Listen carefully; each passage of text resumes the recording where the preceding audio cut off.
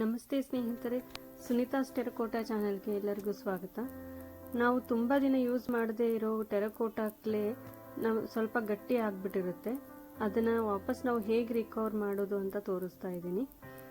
ನೋಡಿ, ಈ ಥರ ಕ್ಲೇ ಇದೆ ನನ್ನ ಹತ್ರ. ಇದು ತುಂಬ ದಿನ ಯೂಸ್ ಮಾಡದೇ ಇರೋದ್ರಿಂದ ಗಟ್ಟಿ ಆಗಿಬಿಟ್ಟಿದೆ. ಅದನ್ನು ಒಂದು ಸ್ವಲ್ಪ ಪೋರ್ಷನ್ ನಾನು ಕಟ್ ಮಾಡ್ಕೊಂಡು ತಗೊಂಡಿದ್ದೀನಿ.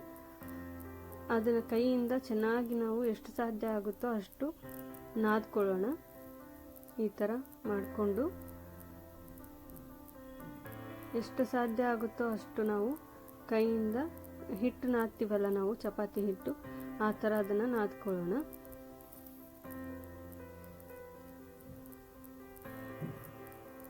ಆಮೇಲೆ ಅದನ್ನು ನಾವು ಉಂಡೆ ಮಾಡೋ ಬದಲು ಸ್ವಲ್ಪ ಫ್ಲ್ಯಾಟ್ ಮಾಡಿ ಅಗಲವಾಗಿ ಈ ಥರ ಮಾಡಿದರೆ ನಮಗೆ ಈಕ್ವಲ್ ಆಗಿ ಅದು ನೆನೆಯುತ್ತೆ ನೀರಲ್ಲಿ.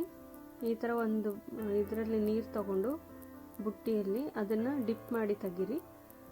ಈ ಒಂದು ಕ್ಲಾತ್ನ ನಾವು ನೀರಲ್ಲಿ ಅದ್ದಿ ತೆಗೆದು ಪೂರ್ತಿ ಹಿಂಡಕ್ಕೆ ಹೋಗಬೇಡಿ, ಅರ್ಧಂಬರ್ಧ ಹಿಂಡಿ ಅದನ್ನು ಮಣ್ಣನ್ನು ಆ ಕ್ಲಾತಲ್ಲಿ ಸುತ್ತಿ ಒಂದು ಅರ್ಧ ಗಂಟೆ ಕಾಲ ನಾವು ಹಾಗೆ ಬಿಟ್ಬಿಡ್ಬೇಕಾಗತ್ತೆ. ಅದನ್ನು ನೋಡಿ, ಈಗ ಅರ್ಧ ಗಂಟೆ ಆದಮೇಲೆ ನಾನು ತೆಗೆದಿದ್ದೀನಿ. ಎಷ್ಟು ಸ್ಮೂತ್ ಆಗಿದೆ ಕ್ಲೇ. ಈಗ ಇದು ಆಭರಣ ಮಾಡೋದಕ್ಕೆ ರೆಡಿಯಾಗಿದೆ.